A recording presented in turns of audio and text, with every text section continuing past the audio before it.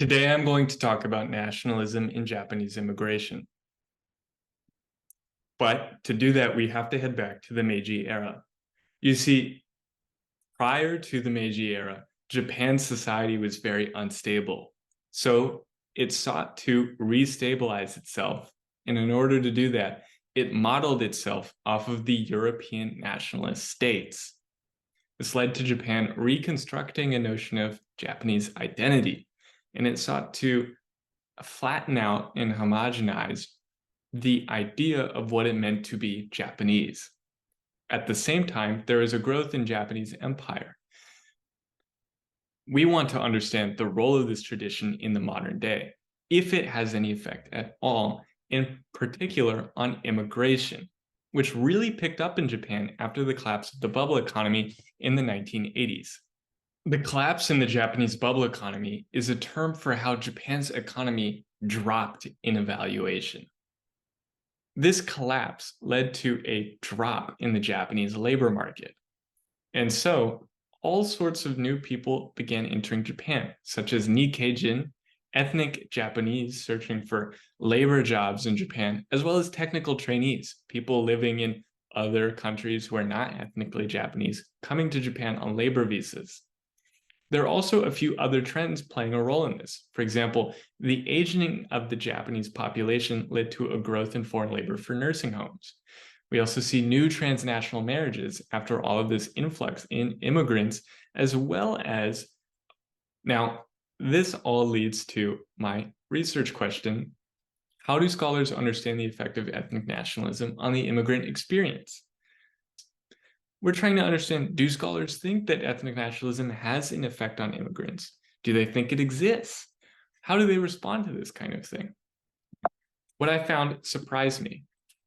Consensus was that ethnic nationalism does impact the experiences of immigrants in Japan. Where scholarly opinion differs is over how to focus on the new ways that ethnic nationalism is being realized and transformed in modern Japanese life. Some scholars choose to focus on labor migration. Do you remember the distinction I made between the Nikkei-jin and the technical trainees a while back?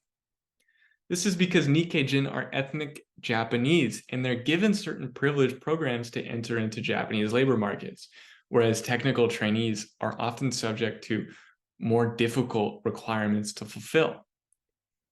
Scholars argue that really, in order to understand the experience of immigrants, it's important to understand their labor experience. And so they argue that ethnic nationalism is realized in Japanese labor markets.